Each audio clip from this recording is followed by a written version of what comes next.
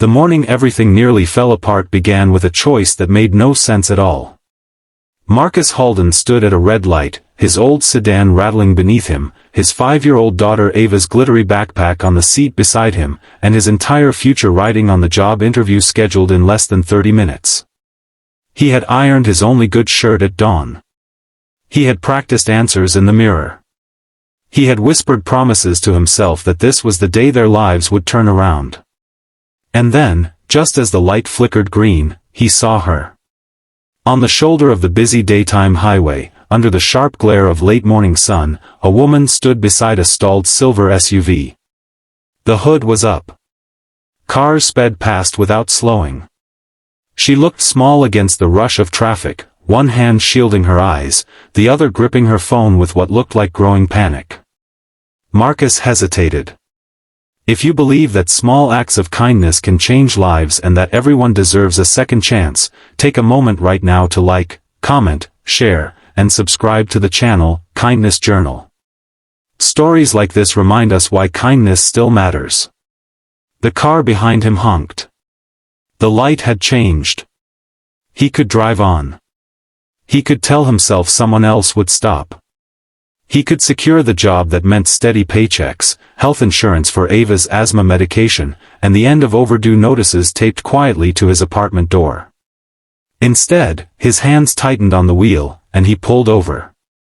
Marcus had been raising Ava alone since she was 2. Her mother had left without a forwarding address, leaving behind a crib, a stack of unpaid bills, and a silence that echoed through their small apartment.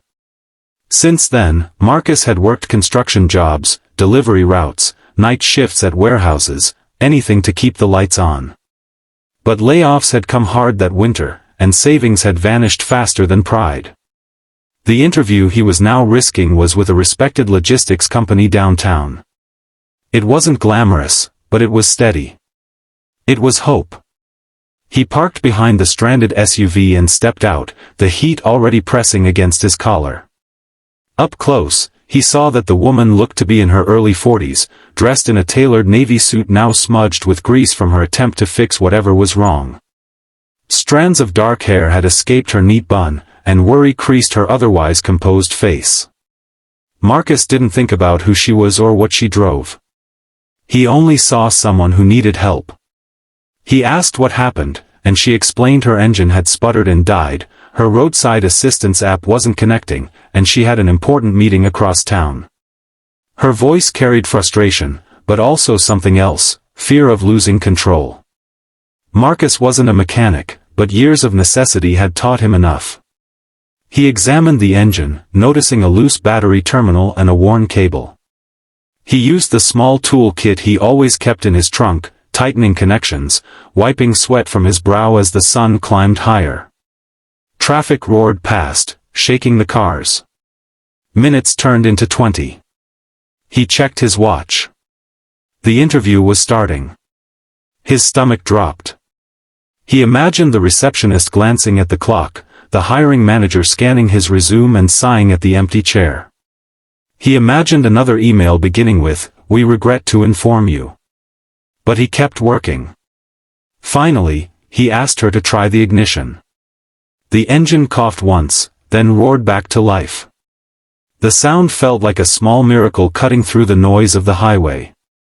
Relief washed over her face. Gratitude softened her posture. She reached for her purse, likely to offer money, but Marcus shook his head. He told her it was fine, that he hoped her meeting went well. He didn't mention his own. He didn't mention Ava waiting at daycare, or the electric bill due in 3 days. He got back into his car and sat there for a long moment. He was officially late. When he finally drove off, it wasn't toward downtown. It was toward the daycare, because no matter what else fell apart, he refused to be late picking up his daughter.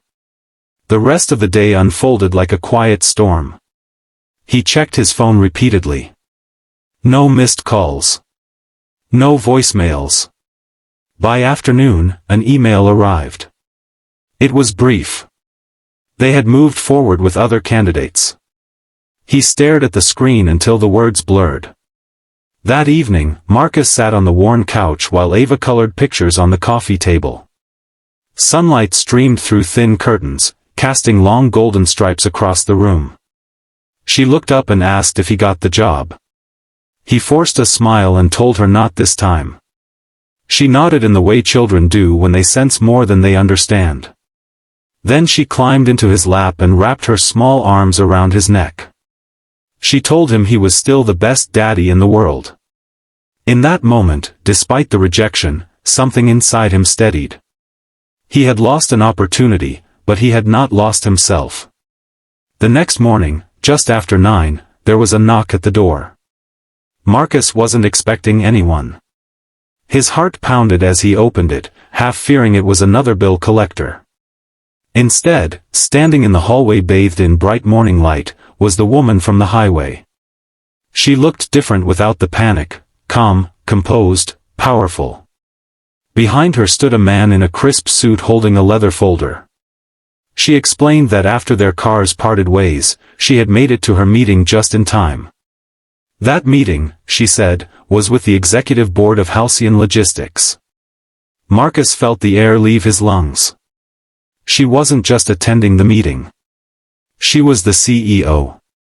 Her name was Victoria Ellery, and she had built the company from a small regional firm into a national operation known for efficiency and integrity. She had been on her way to finalize the hiring decision for the very position Marcus had applied for when her car broke down. She admitted that when she arrived, slightly disheveled but composed, she couldn't stop thinking about the man who had chosen to help her instead of rushing to his own interview. She had asked to see the candidate list.